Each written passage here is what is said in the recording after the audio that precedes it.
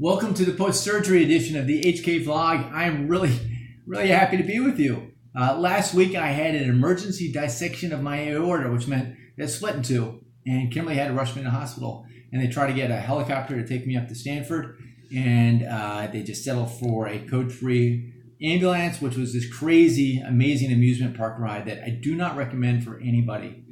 This is actually something that I knew might happen. Earlier in September, I went to a doc. The doc said, look, you should probably go ahead and get the CT scan on your heart just so you have peace of mind as you head into your 50s. So I did that, and it did not result in peace of mind exactly, although I have that now. And throughout this whole time, to be clear, I have indeed had the peace that surpasses all understanding. But it was this crazy thing where they said, look, your aorta is twice the size that it should be, and we got to get it out. So I knew it was going to happen. We'd scheduled it for January the 10th. And then last Monday, I'm with Kimberly, and boom, major pain, rush to the hospital. I'm sitting a couple of hours into the whole ordeal. I'm getting ready for surgery, and I had this really special time on an operating table. There's only one nurse. Because it was an emergency surgery, they had to bring surgeons in from another place, and there was some amount of waiting on the table, and I'm praying. And I'm praying to God, and I'm praising Him, and I'm thanking Him for all the incredible things He's done in my life. And I'm thanking Him for me in my life. And I'm thanking Him for Kimberly. And I'm asking Him, I'm saying, listen, I hope that I prayed consistently. I've had all sorts of different messed up things that I've wanted and things that are further away from God. But the one thing that I hope that I prayed for consistently is that my three boys, our three boys, will come to know you. And through this experience, the boys have a better chance of coming to know you than take me. And I felt at peace. My chest cavity was filling up with blood. It was a 8-hour surgery, so it's kind of a big deal.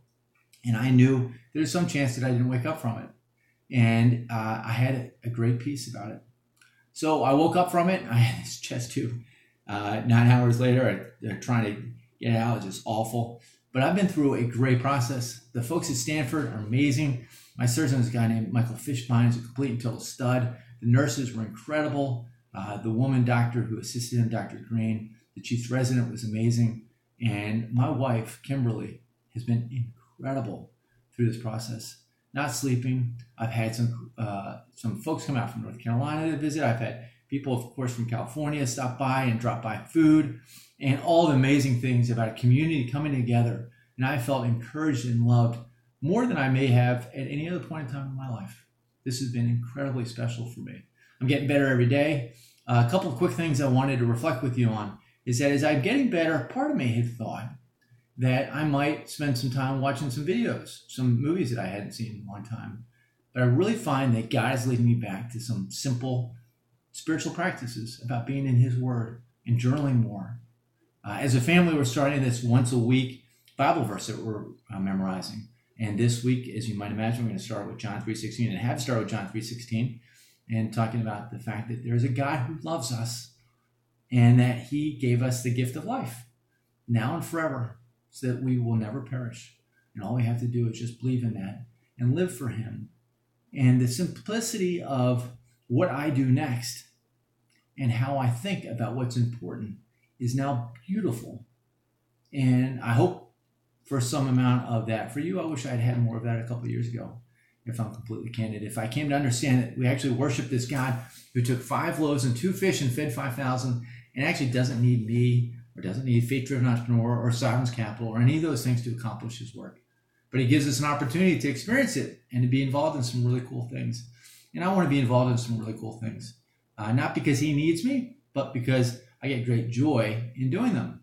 And I hope that you'll continue to chronicle with me as we get out there and find out really neat things that are going on in God's world and the intersection of faith and work and in generosity and things like that. The last thing I'll mention is that when I started this off, I really wanted to make sure that I left some sort of a testimony to my 3 boys about what it is that God is doing in my life in the event that He took me. And 10, 15, 20 years from now, they could try to figure out what really made me really tick and the things that gave me great joy. So I'll continue that. And maybe in the future, the only people that ever watch it are the 3 boys and their children.